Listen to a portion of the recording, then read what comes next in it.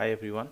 तो ये मेरा पहला वीडियो है जिसमें मेरा वॉइस भी है और इसमें हम लोग डिस्कस करेंगे जो ये एनपीटीईएल का बिजनेस एनालिटिक्स और मैनेजमेंट डिसीजन जो कोर्स है और इसका क्यूज़ का जो आंसर है उसका डिस्क्रिप्शन देखेंगे कि उसमें मेरा भी बहुत सारा गलत हुआ है पहले, क्योंकि मेरे लिए भी काफ़ी न्यू था। तो सबसे पहले क्वेश्चन नंबर 1 देखते हैं, which is not part of data visualisation, और ऑप्शन है histogram, bar chart, scatter plot और नन। तो हिस्टोग्राम और बार चार्ट तो एक मिनट, सॉरी। तो हिस्टोग्राम और बार चार्ट तो देखने में ऑलमोस्ट सेम ही रहते हैं, इस टाइप का बार रहता है सब में, इसमें भी और इसमें भी। पर दोनों में एक माइनर डिफरेंस है कि सबसे पहले जो ये एक्स एक्सिस पे जो डेटा रहता है वो बार चार्ट में और हिस्टोग्राम में डिफरेंस रहता है। बार चार्ट में ये दोनों के बीच में इक्वल गैप रहता है और हिस्टोग्राम के केस में दोनों कंसेक्यूटिव रहते हैं साथ में। और वेरिएबल्स भी जो एक्स एक्सिस के अगेंस्ट में जो वेरिएबल रहते हैं वो बार चार्ट के केस में कुछ भी हो सकते हैं, class, number, type of cars, type of books, subjects, anything. लेकिन हिस्टोग्राम के केस में वो एक सीरीज कंटिन्यूस नंबर रहते हैं, जैसे 0 to 10, 10 to 15 ऐसे। तो हिस्टोग्राम, बार चार्ट और स्कैटर प्लॉट में तो नॉर्मल ऐसे रहते हैं और उसमें बहुत सारे पॉइंट लोकेटेड रहते हैं इस एरिया में। स्कैटर रहते, प्लॉट जो है अपने पॉइंट स्कैटर्ड रहते हैं। तो इसलिए ये तीनों तो इसका डाटा विजुअलाइजेशन का पार्ट है, तो तीनों ही है। तो इसका आंसर होगा नन, कि कोई भी इसका पार्ट नहीं है। तो ये तो हो गया क्वेश्चन नंबर 1। उसके बाद फिर इसको डिलीट ही कर देते हैं, एक मिनट। हाँ, उसके बाद फिर विच is not part of descriptive analytics. तो मीन, मीडियन और मोड, ये जो तीनों होते हैं ये डिस्क्रिप्टिव एनालिटिक्स के ही पार्ट होते हैं। ये कोरिलेशन जो है वो एक्चुअली में एक बाइवेरिएट एनालिसिस करके होता है। इसमें measure of strength between two variables, मतलब दो वेरिएबल्स के बीच में स्ट्रेंथ का मेजरमेंट हम लोग चेक करते हैं कोरिलेशन में, कि दो वेरिएबल आपस में कितने स्ट्रांगली रिलेटेड हैं या फिर नहीं रिलेटेड। जैसे कि फॉर एग्जांपल अगर किसी एरिया में आइसक्रीम का सेल्स बहुत ज़्यादा हो रहा है तो, और हमें ये भी पता रहता है कि वहाँ पे हॉट वेदर ज़्यादा रहता है, हॉट टेम्परेचर, तो आपस में रिलेशन है कि वहाँ पे हॉट टेम्परेचर ज़्यादा है इसलिए वहाँ पे आइसक्रीम का सेल्स भी ज़्यादा है। तो ये कोरिलेशन है। तो ये एक तरह का कोवेरिएट एनालिसिस में आता है। और जो डिस्क्रिप्टिव, जो किसी तरह का डिस्क्रिप्शन देता है, जैसे कि मीन, मीडियन, मोड, डेटा के बारे में कुछ बताता है। मीन एवरेज के बारे में बताता है डेटा का। मीडियन उसके मिडिल पॉइंट को बताता है जब उसको असेंडिंग ऑर्डर में इंक्रीज करते हैं तो। और mode highest number of repeated value जो होते हैं उसको करता है। इसलिए इसका आंसर होगा सी, जो कि डिस्क्रिप्टिव एनालिटिक्स का पार्ट नहीं है। ओके, ये सी होगा इसका आंसर। ठीक है,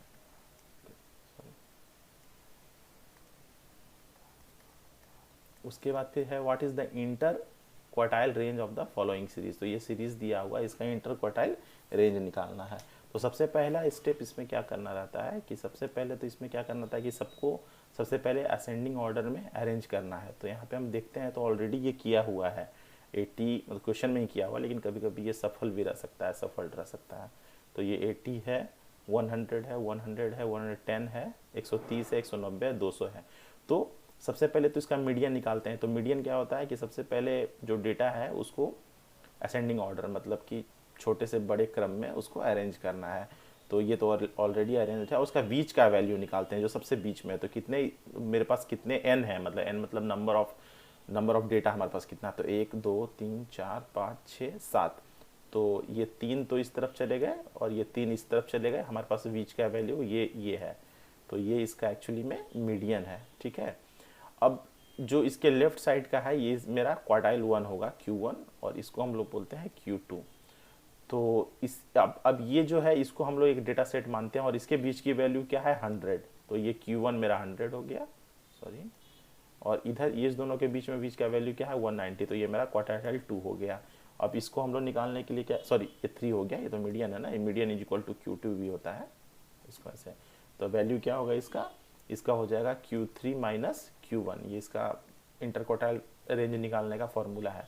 तो ये हो जाएगा मेरा 190 माइनस 100 इज इक्वल टू 90। तो सी आंसर होगा और सी सही भी है। ठीक है, तो ये है। उसके बाद फिर है in analytics which is not correct. तो कौन सा करेक्ट नहीं है, तो इसमें तो देखते हैं कि डिसीजन एनालिटिक्स, प्रेडिक्टिव और प्रेस्क्रिप्टिव। तो इसके बारे में थोड़ा सा पॉइंट भी देख लेते हैं अंडरस्टैंडिंग के लिए। ऐसे तो तीनों ही पार्ट है इसका, तो इसमें तो नन ही इसका आंसर होगा डी।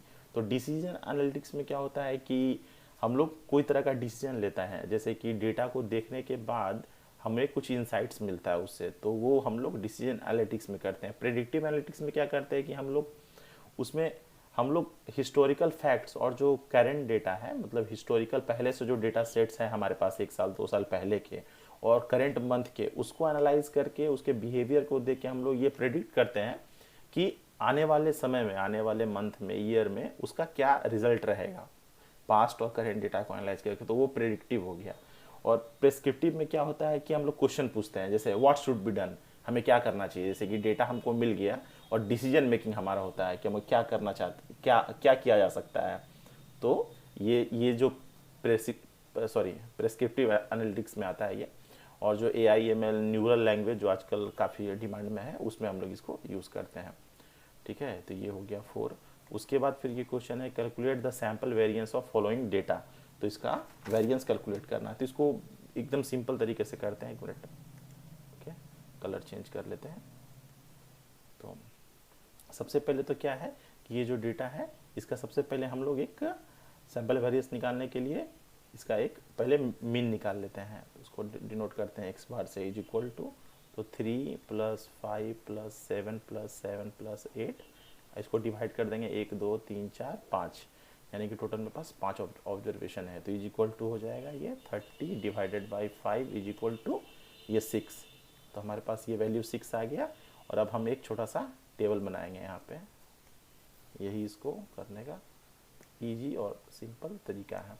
तो सबसे पहले यहाँ पे लिख देते हैं xi, उसके बाद फिर हम यहाँ पे लिख देते हैं xi और माइनस x बार, ये वैल्यू निकालना पड़ेगा। और उसके बाद फिर इसी का स्क्वायर, तो इसको हम लोग कैसे लिखेंगे, xi माइनस x बार इसका स्क्वायर।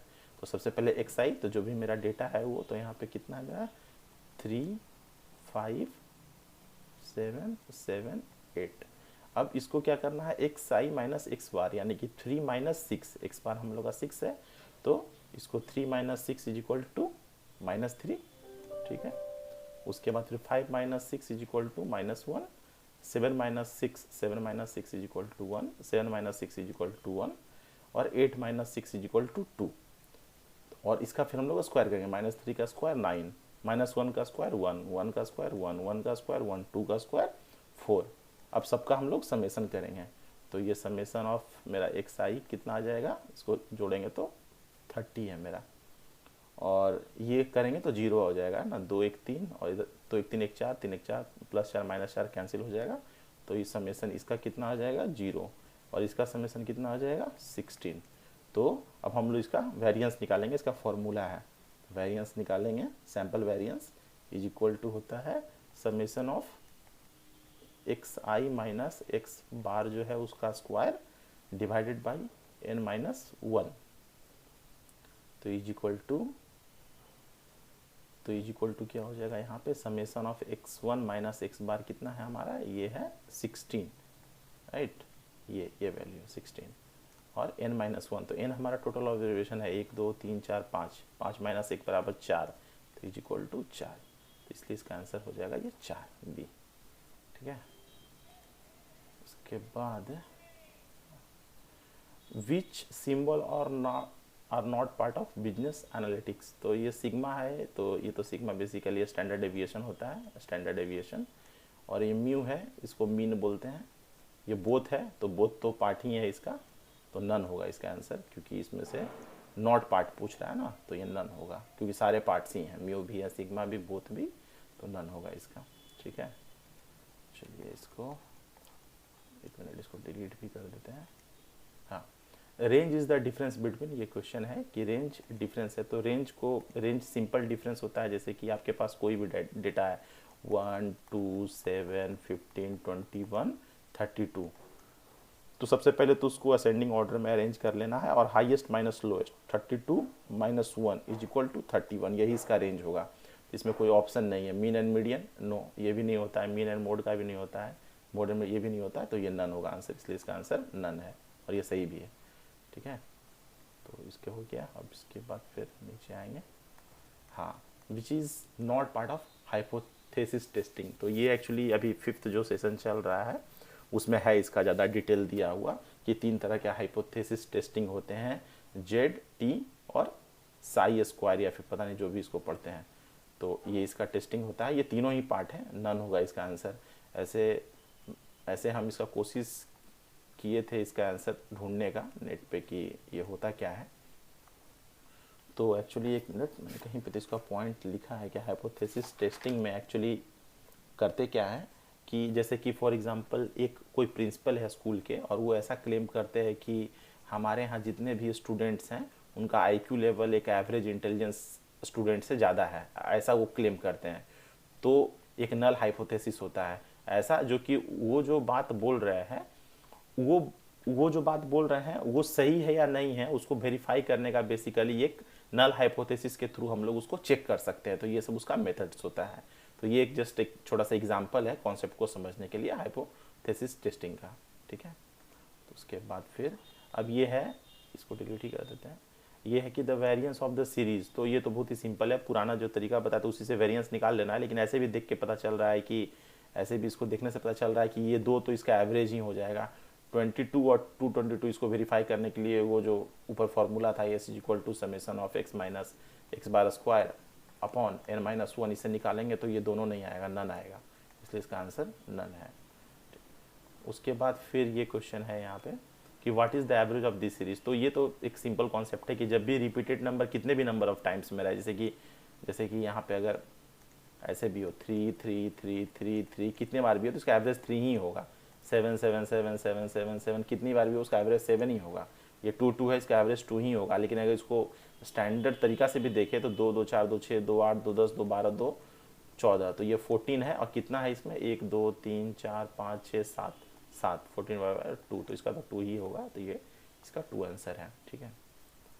उसके बाद फिर हम लोग और नीचे आते हैं, ये कंसिस्टेंसी का है।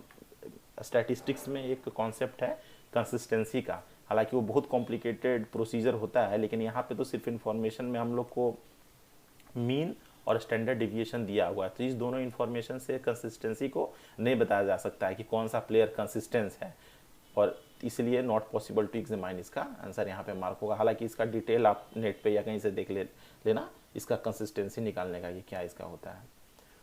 उसके बाद फिर हम लोग नीचे जाते हैं और तो हाँ, तो ये क्वेश्चन जो है ये the lowest and highest difference of data is, तो अभी तो बताया कि असेंडिंग ऑर्डर में अरेंज करते हैं, जो हाईएस्ट वैल्यू को लोएस्ट वैल्यू से जब माइनस करते हैं तो वो रेंज होता है, इसलिए इसका आंसर यहाँ पे रेंज है और ये सही भी है। उसके बाद फिर है विच is not part of plotting. तो प्लॉटिंग जब हम लोग बोलते हैं तो हम लोग प्लॉटिंग जब बोलते हैं, let me change the colour, तो जब भी हम लोग प्लॉटिंग बोलते हैं तो हम लोग किसी वेरिएबल को या फिर उस वेरिएबल से रिलेटेड डेटा को हम लोग प्लॉट करते हैं एक्स वाई एक्सिस पे। तो लाइन ग्राफ में क्या होता है कि हम लोग किसी भी तरह का लाइन हो सकता है, Y is equal to M X plus, ये आपने पढ़ा होगा 10th में कि एक स्ट्रेट लाइन का इक्वेशन है। तो लाइन ग्राफ तो प्लॉटिंग का पार्ट है। और ओजाइब्स क्या होता है, लेस देन क्यूमुलेटिव फ्रीक्वेंसी और मोर देन क्यूमुलेटिव फ्रीक्वेंसी। जैसे कि कोई डेटा पॉइंट है तो उसका हम लोग फ्रीक्वेंसी देखते हैं कि 0 से 10 के बीच में कितनी बार रिपीट हो रहा है, 12 बार, 10 से 20 के बीच में कितनी बार रिपीट हो रहा है, 8 बार, या जो भी है इसका। तो इसको जब हम लोग प्लॉट करते हैं इसके ऊपर इस पॉइंट्स को, तो इसको ओजाइब्स बोलते हैं। तो ये भी प्लॉटिंग का पार्ट है। और लीफ चार्ट क्या होता है कि लीफ चार्ट में होता है डेटा कॉलम के फॉर्म में रहता है, इसको ऐसे लिखते हैं, यहाँ पे लिखते हैं स्टेम और यहाँ पे लिखते हैं लीफ, ठीक है। और यहाँ पे वैल्यू देते हैं 0 1 7 2 9 और यहाँ पे कुछ उसका डेटा रहता है, जैसे 0 1 2 4 हो सकता है, 0 1 3 हो सकता है और 2 हो सकता है। तो ये आप देखो ना, ये ऐसे, इसी को हम लोग बोलते हैं लीफ चार्ट। तो इसमें से कौन सा नहीं है प्लॉटिंग का पार्ट, तो यहाँ पे आंसर डी नन होगा, ये मेरा गलत है इसमें, तो यही इसका है।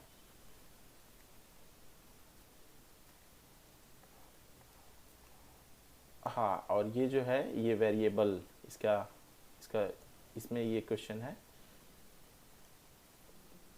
कलर चेंज कर लेता हूँ, कलर ये सही है। तो इसमें है dependent variable is also called, तो इसका आंसर होगा एक्सप्लेन्ड, क्योंकि इंडिपेंडेंट वेरिएबल तो आप जान ही रहे हैं कि डिपेंडेंट और इंडिपेंडेंट वेरिएबल कोवेरिएट, वही जो कोरिलेशन के कॉन्टेक्स्ट में मैंने बताया कि जब भी किसी केस में दो वेरिएबल के बीच में स्ट्रेंथ ऑफ एसोसिएशन, दोनों कितने स्ट्रांगली एसोसिएटेड हैं या फिर कितने निगेटिवली एसोसिएटेड हैं वो भी होता है, तो वो कोरिलेशन में, तो ये कोवेरिएट। और एक्सोजीनस में क्या होता है कि इसमें इस टाइप के वैल्यूज रहते हैं, ट्रू, जैसे कभी कभी आपने एक्सेल सीट में देखा होगा कि कॉलम में रहते होंगे यहाँ पे ट्रू या फॉल्स, ये दो ही वैल्यू हो सकता है, यस और नो, या फिर लेस देन 500 ग्रेटर देन 500, ऐसा जो डेटा होता है, yes no true false 500 less than greater than 500, यहाँ पे तो कोई भी नंबर हो सकता है, तो वो एक्सोजीनियस वेरिएबल्स में होता है, तो इसलिए इसका आंसर ये होगा एक्सप्लेन।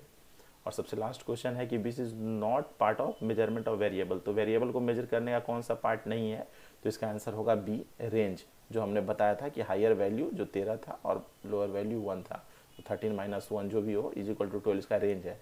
तो रेशियो भी मेजरमेंट करता है वेरिएबल का। इंटरवल तो आपने बताया ही आपने कि जैसे कि 10 से लेके 5 के बीच में कितना का इंटरवल है, 5 का इंटरवल है, तो ये इसको मेजर करता है। और जो ये ऑर्डिनल होता है, ऑर्डिनल का, ये मैंने कहीं पे तो इसका ऑर्डिनल का देखा था कि ऑर्डिनल वेरिएबल का